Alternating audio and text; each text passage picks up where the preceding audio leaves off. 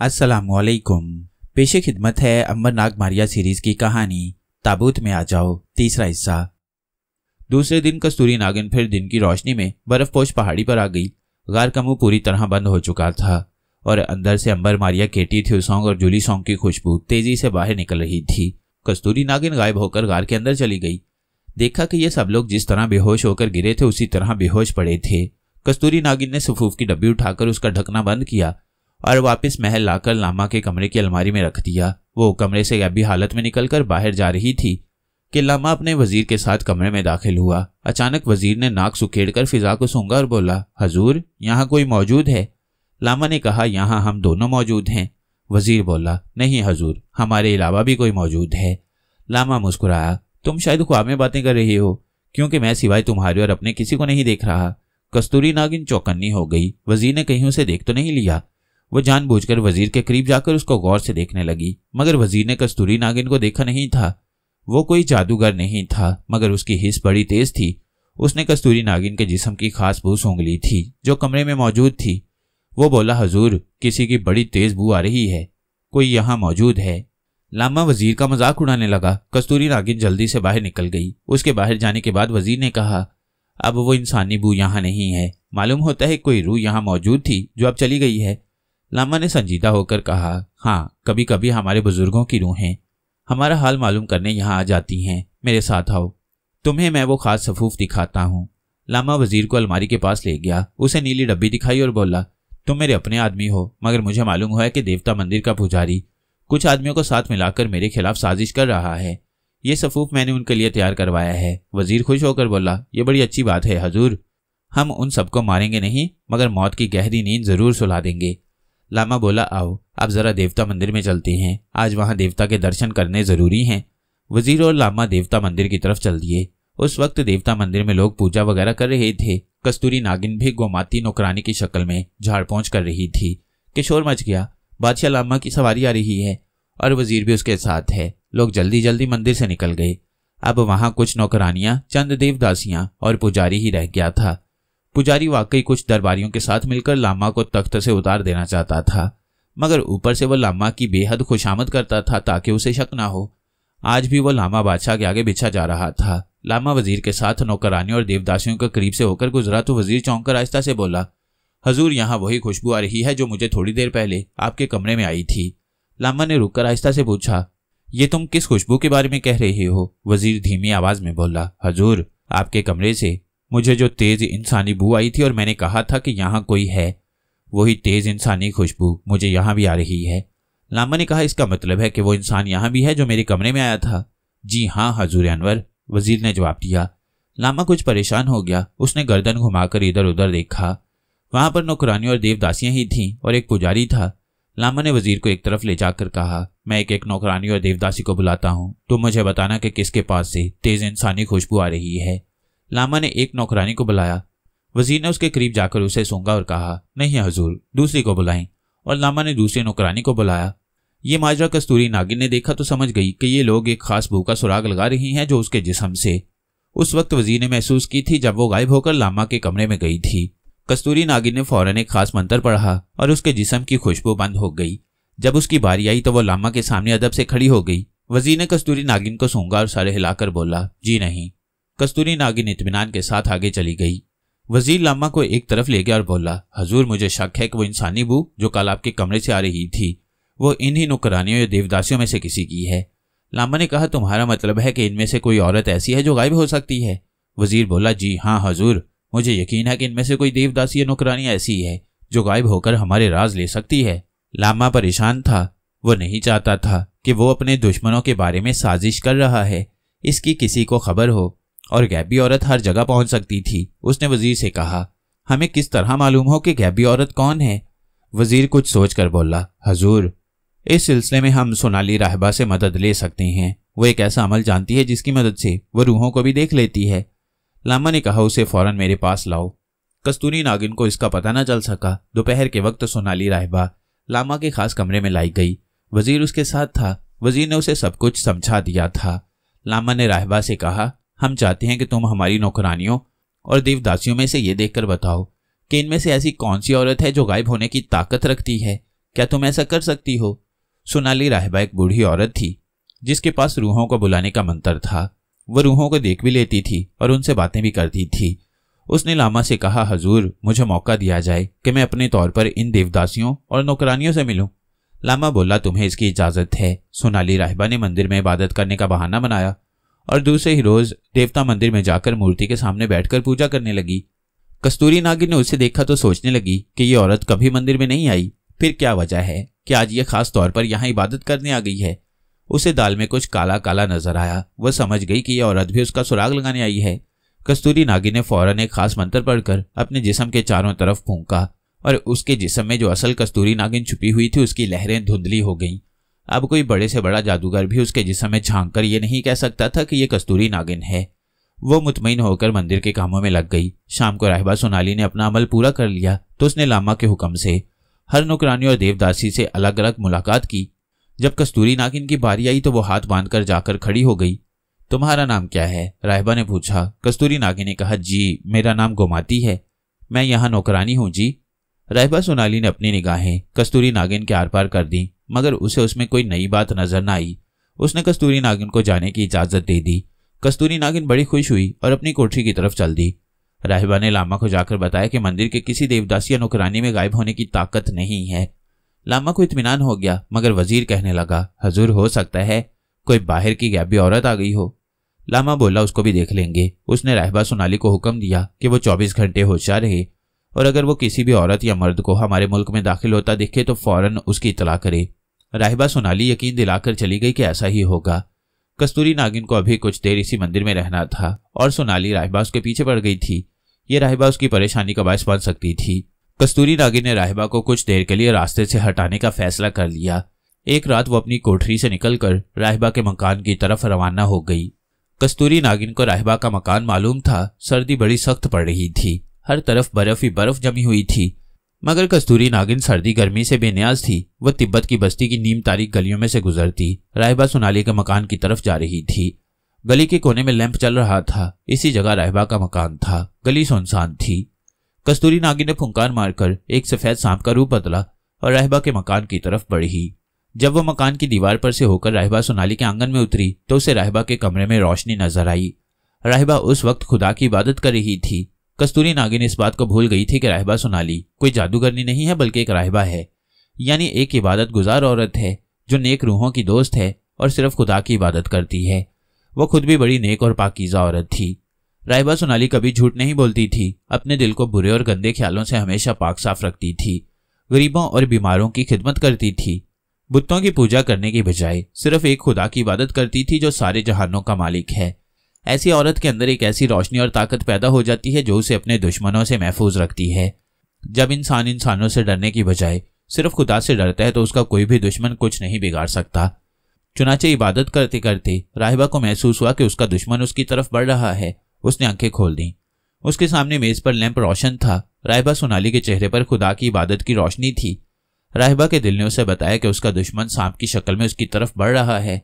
राहिबा सोनाली मुस्कुराई। उसने अपने दिल से कहा, मेरा खुदा मेरी हिफाजत करेगा, और ऐसा ही हुआ। कस्तूरी नागिन सफेद सांप की शक्ल में कमरे में आ गई। उसने अपना फन उठा दिया और जोर जोर से फुंकारने लगी। राहिबा सोनाली अपनी जगह पर खामोश और इत्मीनान के साथ बैठी खुदा को याद करती रही। कस्तूरी नागिन ने लपक कर राहिबा के बाजू पर डस दिया। कस्तूरी नागिन का ख्याल था कि उसके जहर के असर से राहिबा एक लम्हे में पिघल कर मर जाएगी, मगर ऐसा न हुआ। इसकी बजाय कस्तूरी नागिन को अपना जिस्म गर्म होता महसूस होने लगा। वो पीछे को हट गई। उसने देखा कि राहिबा सोनाली अपनी जगह पर उसी तरह इत्मीनान से बैठी थी। कस्तूरी नागिन ने एक बार फिर आगे बढ़कर जोर से राहिबा के दूसरे हाथ पर डस दिया। इस बार भी राहिबा पर कस्तूरी नागिन के जहर का कोई असर न हुआ। उसने जुबान से भी कुछ न कहा। वह सफेद सांप की तरफ मुस्कुराते हुए देख रही थी। कस्तूरी नागिन अब घबरा गई क्योंकि उसके जिस्म की गर्मी में इजाफा हो गया था।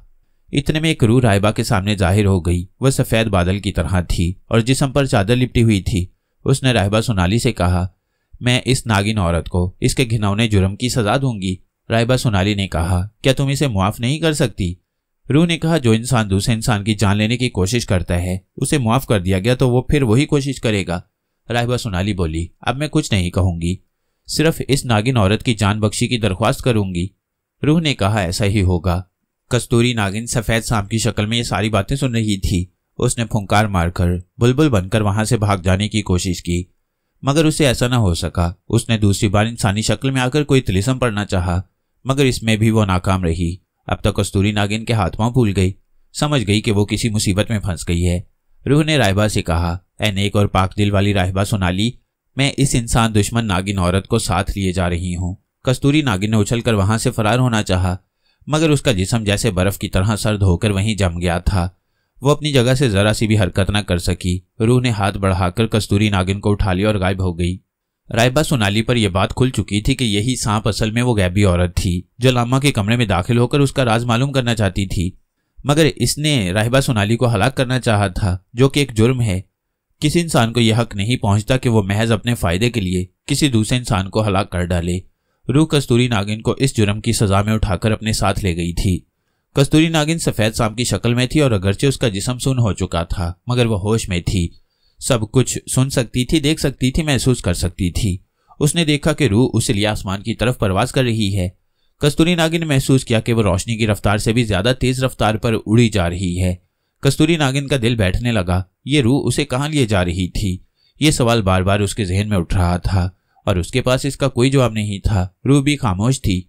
बादल नीचे हटते जा रहे थे। फिर एक सितारा दूर से नजर आने लगा। उस सितारे के करीब पहुंचकर रूह ने उसके गिर्द एक चक्कर लगाया और उसकी दूसरी तरफ उतर गई, जहां अंधेरा ही अंधेरा था और सर्दी बहुत ज्यादा थी। सितारे का ये रुख हमेशा सूरज की मुखालिफ सिमत को रहता था, जिसकी वजह से वहां कभी सूरज की रोशनी नहीं पहुंचती थी। इस कदर सर्दी थी कि कस्तूरी नागिन को भी सर्दी महसूस होने लगी। रूह ने कस्तूरी नागिन को जमीन पर छोड़ दिया और बोली, अब तू हमेशा इसी जगह रहेगी, यही तुम्हारा घर है। और रूह गायब हो गई। कस्तूरी नागिन ने महसूस किया कि उसके जिस्म में जान आ गई है। उसने अपनी ताकत आजमाने के लिए सांस खींचकर बुलबुल का रूप बदलना चाहा, मगर वह ऐसा न कर सकी। उसने इंसानी शक्ल में आना चाहा तो वह इंसानी शक्ल में आ गई। अब उसकी शक्ल असली कस्तूरी नागिन की शक्ल थी और उसे बहुत सर्दी लग रही थी। इस क़यामत की सर्दी से बचाव के लिए उसके पास सिर्फ गर्म रुई की सदरी ही थी, जो काफी नहीं थी। कस्तूरी नागिन ने एक तरफ चलना शुरू कर दिया। वो खुद खलाई दुनिया की रहने वाली थी। वो अंदाजा लगाने लगी कि इस सियारे की आबोहवा और फिजा कैसी है और यहाँ क्या कोई मखलूक हो भी सकती है कि नहीं। बहुत जल्द उसे मालूम हो गया कि इस सियारे की आबोहवा जमीन की आबोहवा जैसी ही है। चुनाचे इस बात का इम्कान था कि यहाँ जमीन जैसी मखलूक आबाद होगी, मगर सवाल यह था कि इस सियारे पर कौन सा दौर गुजर रहा है। क्या यहाँ का इंसान गारों के दौर में है, पत्थर के जमाने में है, या तरक्की याफ्ता दौर में जिंदगी बसर कर रहा है। कस्तूरी नागिन को इस बात का बेहद दुख था कि वो नाक के करीब पहुंच गई, मगर उसे जुदा कर दी गई और अब ना जाने उसे कब दोबारा जमीन पर जाना नसीब हो। वो इन सब पछतावों को भूलकर नई जिद्दोजहद में लग गई कि पहले मालूम किया जाए कि यहाँ कौन सी मखलूक आबाद है और फिर यहाँ से जमीन के सैयारे पर पहुंचने की कोशिश की जाए। कस्तूरी नागिन के पास इस वक्त कोई ताकत नहीं थी। उसने इंसानी शक्ल में आकर दोबारा सांप की शक्ल बदलनी चाहिए, मगर वो इसमें कामयाब ना हो सकी। उसने गायब भी होना चाहा, मगर वो गायब भी ना हो सकी। अब वो सिर्फ एक औरत थी, आम औरत, और उसमें फर्क सिर्फ इतना था कि खलाई मखलूक होने की वजह से वो भूख प्यास से बेनियाज थी और उसे सर्दी भी ज्यादा नहीं लगती थी। दूसरी बात यह थी कि वो उस वक्त तक मर नहीं सकती थी जब तक कि कोई उसे भड़कती हुई जबरदस्त आग में न डाल दे। इसकी वजह उसका खलाई मखलूक होना था। कस्तूरी नागिन चलते चलते ऐसे मैदान में आ गई जहां छोटे बड़े बेशुमार पत्थर बिखरे हुए थे। यहाँ सर्दी कम हो गई थी। उसने दूर निगाह डाली। उफक के पास उसे इमारत का मीनार दिखाई दिया। आसमान पर हल्के हल्के बादल छाए हुए थे और सूरज उनके पीछे छुपा हुआ था। अभी तक कस्तूरी नागिन को कोई दरख्त वगैरह नजर नहीं आया था। वो पत्थरों के भरे हुए खुश्क मैदान में से गुजरती जब इमारत के करीब पहुंची तो देखा कि ये एक एहरामे मिस्र की तरह का तकोना मीनार है जो जमीन से काफी बुलंदी तक चला गया है। कस्तूरी नागिन ने इसके गिर्द चक्कर लगाया। ये एहराम काफी बड़ा था। इस किस्म के एहराम कस्तूरी नागिन ने जमीन पर जाकर पुराने मिस्र में देखे थे। तो क्या यहाँ के लोग कदीम मिस्र की तहजीब में जिंदगी गुजार रहे हैं? वो यही सोचती हुई एहराम के गिर्द ये देखने के लिए चक्कर लगाने लगी कि क्या वहां अंदर जाने का कोई रास्ता है। एहराम में अंदर जाने का कोई रास्ता ऐसा नहीं होता कि वो आम आदमी को नजर आ जाए।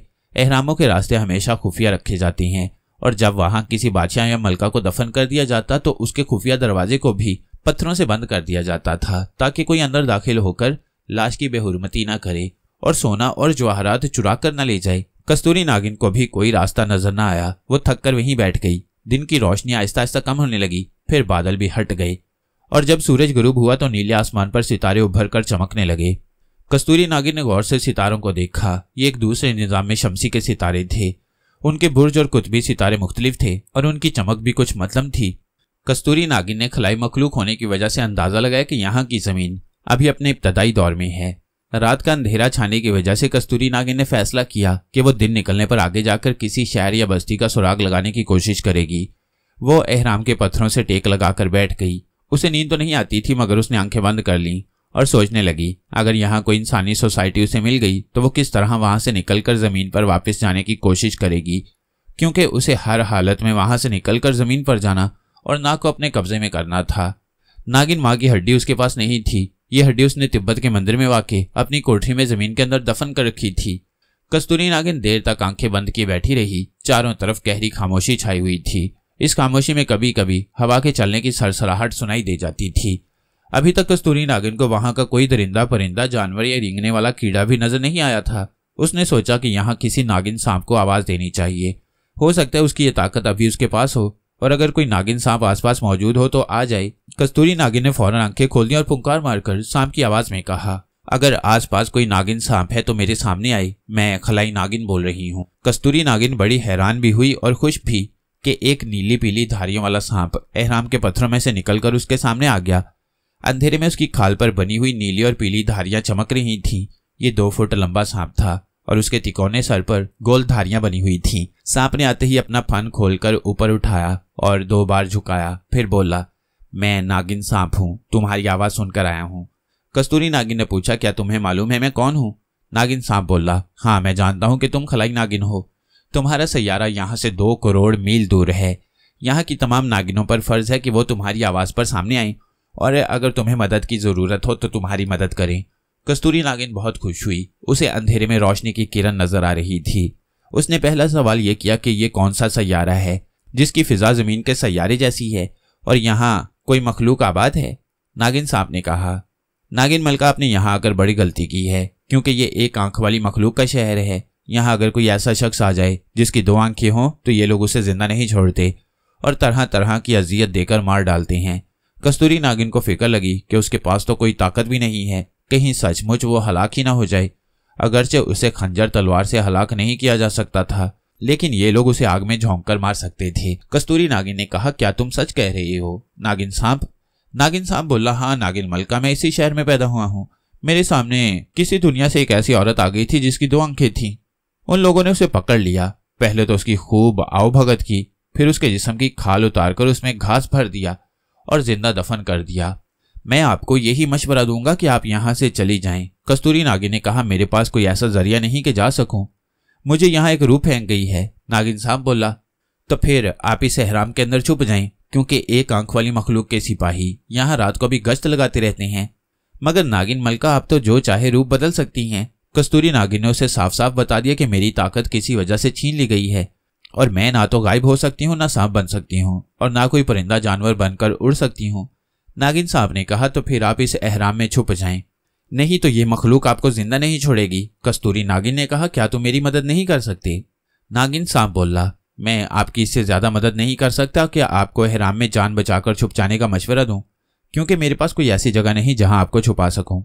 कस्तूरी नागिन ने एहराम की तरफ देखकर कहा, इसका कोई दरवाजा मुझे नजर नहीं आता। नागिन सांप ने कहा, मेरे पीछे आए, मुझे इसके खुफिया दरवाजे का पता है। नागिन सांप आगे आगे चलने लगा।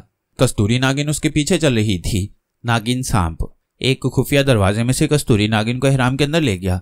उस एहराम के अंदर एक तंगोतारी गली थी। आगे एक ड्योढ़ी बनी हुई थी। उस ड्योढ़ी में नीचे एक जीना यानी सीढ़ी जाती थी। नागिन सांप ने सीढ़ी की तरफ इशारा करके कहा, नागिन मलका, ये सीढ़ियां नीचे एक तय खाने में जाती हैं। मुझे मालूम है कि यहाँ सैकड़ों बरस से कोई नीचे नहीं गया। आप यहाँ जब तक चाहें रह सकती हैं। कस्तूरी नागिन ने कहा, लेकिन मैं कब तक यहाँ पड़ी रहूंगी? मैं इस दुनिया से निकलना चाहती हूँ। तुम कोई ऐसी तदबीर सोचो कि जिससे मैं यहाँ से फरार होकर अपनी जान बचा सकूं। नागिन सांप बोला, नागिन मलका, मैं कोशिश करूंगा, आप इत्मीनान से कुछ वक्त गुजारें, मैं आता जाता रहूंगा। मुमकिन है इस दौरान में कोई ऐसी तरकीब निकल आए कि आप यहाँ से वापस अपनी दुनिया में चली जाएं। अब मैं जाता हूँ। नागिन सांप जब चला गया तो कस्तूरी नागिन सोचने लगी कि वो बहुत बुरी तरह से फंस गई है।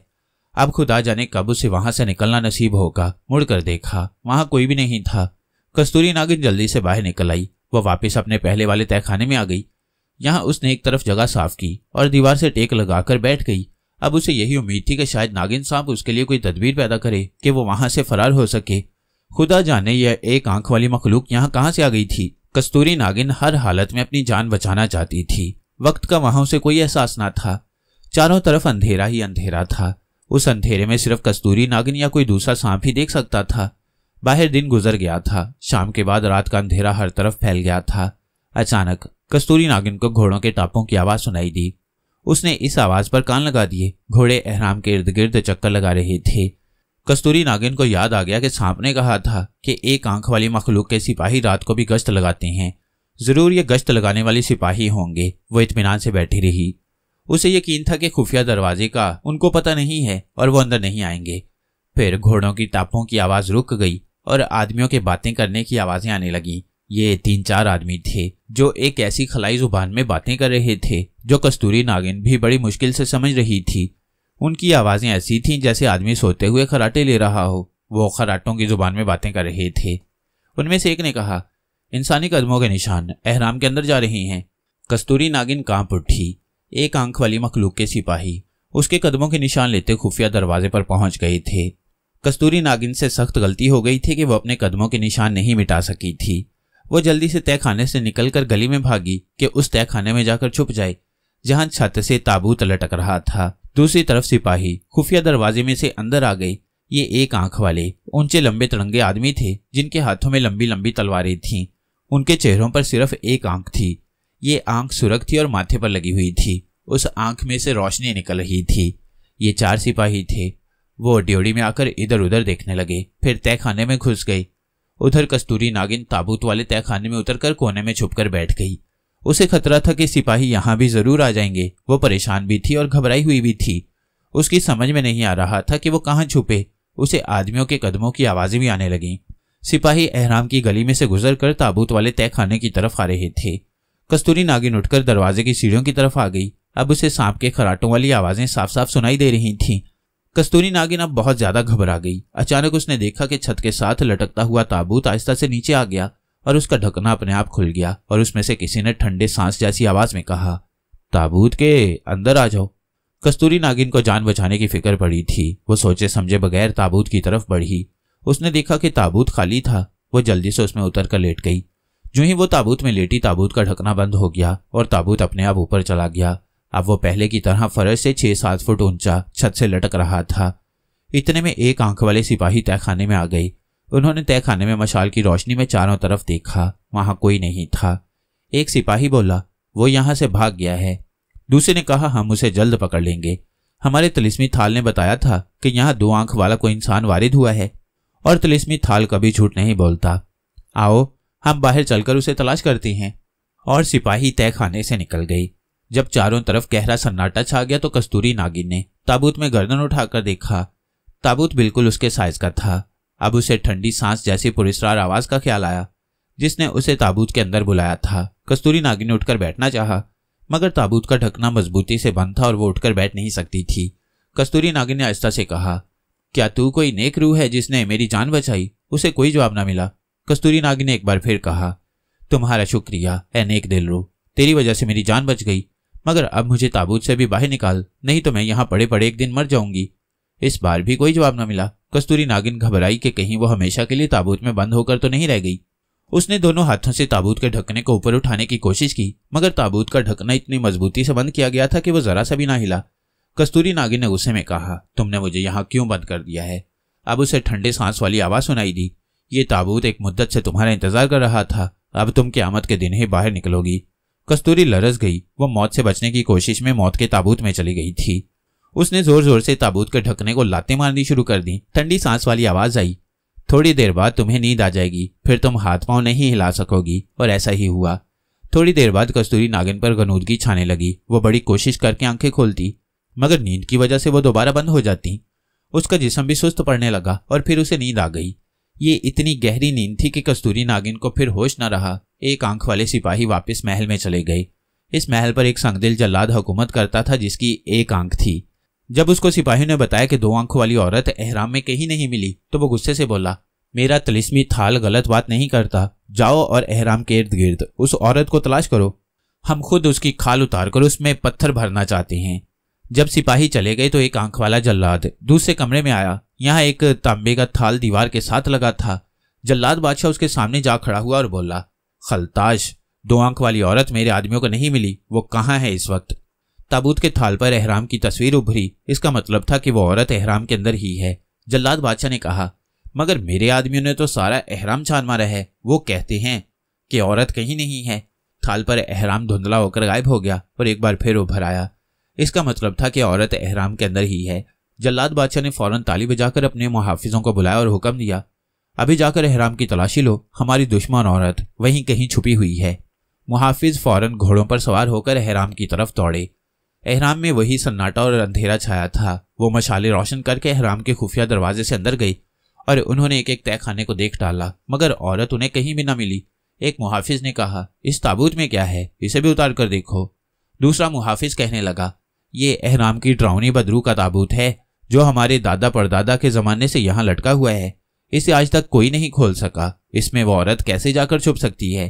पहला मुहाफिज बोला, फिर भी हमारा फर्ज है कि हम ताबूत को खोल कर देखें। मुमकिन है 2 आंखों वाली औरत इसी ताबूत में छुपी बैठी हो। उसी वक्त ताबूत को नीचे खींच लिया गया। उसका ढकना नहीं खुल रहा था। बड़ी मुश्किल से तलवारों की मदद से उन्होंने ताबूत का ढकना उठा दिया। क्या देखते हैं कि अंदर से ताबूत बिल्कुल खाली है। वो एक दूसरे का मुंह तकने लगे। दूसरा मुहाफिज बोला, मैंने कहा था कि अंदर सिवाय ताबूत की रूह के और कुछ नहीं है। अब इसे जल्दी से बंद कर दो, कहीं हम पर कोई मुसीबत नाजिल ना हो जाए। उन्होंने ताबूत को जल्दी जल्दी बंद करके उसी तरह छत के साथ लटका दिया और उन्होंने जल्लाद बादशाह को जाकर बताया कि हजूर, हमने एहराम के ताबूत को भी खोलकर देख लिया है, वहां कहीं भी 2 आंख वाली औरत नहीं है। जल्लाद बादशाह ने एक बार फिर तिलिस्मी थाल के सामने जाकर कहा कि ऐ तिलिस्मी थाल, ऐ खलताश, हमें बता कि वो औरत कहाँ छुपी हुई है।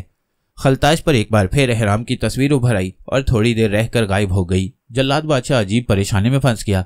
उसने हुक्म दे दिया कि एहराम की 24 घंटे निगरानी की जाए। 2 आंखों वाली औरत वहीं कहीं मौजूद है, वो बाहर निकलेगी तो उसे वहीं पकड़ लिया जाए। एहराम के गिर्द 1 आंख वाली मखलूक का पहरा लग गया। दूसरे दिन आधी रात को नागिन सांप नागिन मलका का हाल मालूम करने एहराम के पास आया तो देखा कि वहां मशालें जल रही हैं और सिपाही जगह जगह बैठे पहरा दे रहे हैं।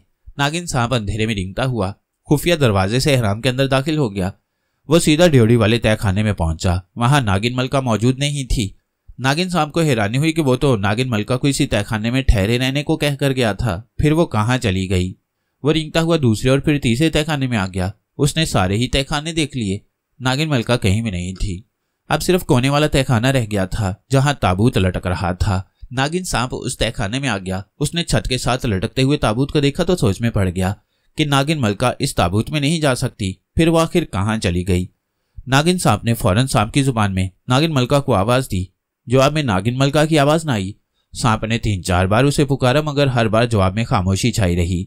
आखिर सांप ने फैसला किया कि ताबूत के अंदर झांक कर देखना चाहिए। वह दीवार पर रेंगता हुआ छत के साथ जा लगा।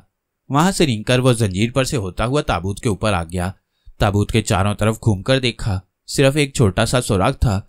नागिन सांप ने अपनी गर्दन सुराख में से अंदर की तो ये देखकर ताजुब करने लगा कि नागिन मलका यानी कस्तूरी नागिन ताबूत में एक मुर्दे की तरह बिल्कुल सीधी पड़ी है।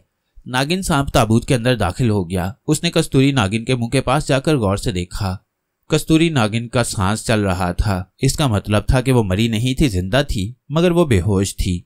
नागिन सांप ने नागिन मलका के चेहरे पर जोर से फुंकार मारी, मगर कस्तूरी नागिन की नींद न टूटी। सांप ने बहुत जतन किए कि किसी तरह नागिन मलका को होश आ जाए, मगर वो इसमें कामयाब ना हुआ। सांप ताबूत में से निकलकर एहराम की तंगोतारी गली में से गुजरता हुआ बाहर निकल गया। वो सीधा अपने कबीले में जा पहुंचा। वहां एक बूढ़ा सांप अपने घर में हर वक्त लेटा रहता था। नागिन सांप ने अदब से उसके पास जाकर उसे सलाम किया और सारा माजरा सुनाया। बूढ़े सांप ने आहिस्ता से सर उठाया और बोला, नागिन मलका अब ताबूत की बदरू के कब्जे में है। वो तो अब कभी उस ताबूत से बाहर नहीं निकलेगी। ताबूत की बदरू ने उसे अपने कब्जे में ले लिया है। नागिन सांप ने कहा, दादा क्या कोई ऐसा तरीका नहीं है कि जिससे मैं नागिन मलका को जिंदा ताबूत में दफन होने से बचा सकूं? नागिन आखिर मलका है, उसे बचाना हमारा फर्ज है। बूढ़ा सांप थोड़ी देर सोचता रहा, फिर बोला, सिर्फ एक तरीका है, और वो ये कि खलताश की वादी में अजदा वाले कुएं पर आधी रात को जाओ। वहां अजदा की रूह आखिरी रात को अपना ढांचा देखने आती है। जब वो आए तो उसे मेरा सलाम कहना। वो तुम्हें नागिन मलका को ताबूत से जिंदा निकालने की तदबीर बता देगा। इसके सिवा और कोई दूसरा रास्ता नहीं है।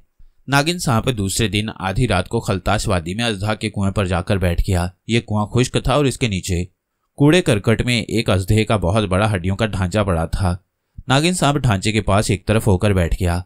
जब रात आधी से कुछ ऊपर गुजर गई तो अचानक सांप को एक अजदहा की फुंकार की आवाज सुनाई दी। वो होशियार हो गया। उसने देखा कि कुएं के ऊपर से एक बहुत बड़े अजदहे की रूह नीचे उतर रही थी। अजदहा की रूह ने एक जिंदा सांप को वहां देखा तो आग बबूला हो गया। बोला, तेरी जुर्रत कैसे हुई यहां आने की? नागिन सांप ने अदब से सलाम किया और बोला, हजूर, मुझे दादा सांप ने आपको सलाम देकर भेजा है। अजदहा की रूह एकदम पुरसुकून हो गई। दादा सांप उसका दोस्त रहा था। उसने पूछा, बोल, तुझे मेरे दोस्त ने किस लिए भेजा है? तब नागिन सांप ने सारा किस्सा बयान किया और उससे इमदाद चाही। अजदहा की रूह ने कहा, सुन, तू वापिस नागिन मलका के ताबूत में उतरकर उसके टखने पर हल्का सा डस, उसके जिस्म में सिर्फ एक कतरा जहर दाखिल कर, नागिन मलका होश में आ जाएगी। सांप ने पूछा, मगर मैं नागिन मलका को वहां से निकालूंगा कैसे? अजदहा की रूह ने कहा, जब तू नागिन मलका को डसेगा तो वो होश में आ जाएगी और इसके साथ ही उसकी खोई हुई ताकत भी उसे वापस मिल जाएगी। फिर वो गायब होकर अपने आप ताबूत से बाहर निकल आएगी। नागिन सांप ये सुनकर बड़ा खुश हुआ और अजदहा की रूह का शुक्रिया अदा करके वहां से तेज तेज एहराम की तरफ चला। एहराम के बाहर मशालें रोशन थी और एक आंख वाले सिपाही पहरा दे रहे थे। नागिन सांप खुफिया दरवाजे से एहराम के अंदर चला गया। वहां वो सीधा ताबूत वाले तहखाने में आ गया। ताबूत के सुराख में से ताबूत के अंदर दाखिल होकर उसने फौरन नागिन मलका के टखने पर डस दिया, मगर उसके जिस्म में अपने जहर का सिर्फ एक कतरा ही दाखिल किया। उसके डसते ही नागिन मलका यानी कस्तूरी नागिन को होश आ गया। उसने आंखें खोल दी। नागिन सांप को अपने करीब देखा तो पूछा, मुझे होश कैसे आ गया? नागिन सांप ने उसे सब कुछ बताया और कहा, अजदहा की रूह ने कहा था कि मेरे डसने से तुम्हारी सारी ताकतें वापस आ जाएंगी। कस्तूरी नागिन बड़ी खुश हुई। उसने फौरन फुंकार मारी और सांप की शक्ल इख्तियार करके दूसरे सांप के साथ ताबूत से निकलकर बाहर आ गई। कस्तूरी नागिन अपनी ताकत वापस मिल जाने पर बेहद खुश थी। वो सांप की शक्ल में अपने साथी सांप के हमरा एहराम के बाहर आ गई। उसने देखा कि बाहर वाकई एक आंख वाली सिपाही पहरा दे रहे थे। बाहर आते ही कस्तूरी नागिन ने सांप से पूछा, तुम्हें ठंडे सांस जैसी आवाज सुनाई दी? सांप बोला, नहीं तो नागिन मलका, मैंने तो कोई आवाज नहीं सुनी। कस्तूरी नागिन ने आवाज सुनी थी। ये आवाज ताबूत की बदरू की थी, वही जिस्म के रोंगटे खड़े कर देने वाली ठंडी सांस जैसी आवाज। ताबूत की बदरू ने कस्तूरी नागिन से कहा था, तुम मुझसे बचकर ना जा सकेगी नागिन मलका, मैं हर जगह तेरा पीछा करूंगी। कस्तूरी नागिन ने सांप से कहा, यहां से निकल चलो, और वो दोनों सांप एहराम से दूर होते गई। वह बड़ी तेज रफ्तारी से रेत पर दौड़ रहे थे। सांप नागिन मलका को लेकर दादा सांप के गार में आ गया। दादा सांप ने नागिन मलका को देखकर कहा, नागिन मलका, इस गार में तुझे कोई बदरू नुकसान नहीं पहुंचा सकेगी, मगर तुझे इस गार से अभी बाहर नहीं जाना चाहिए। गार के बाहर फिजा में ताबूत की रूह लटकी हुई थी और कस्तूरी नागिन के बाहर निकलने का इंतजार कर रही थी। आगे क्या हुआ ये जानिए इस सीरीज की अगली कहानी में।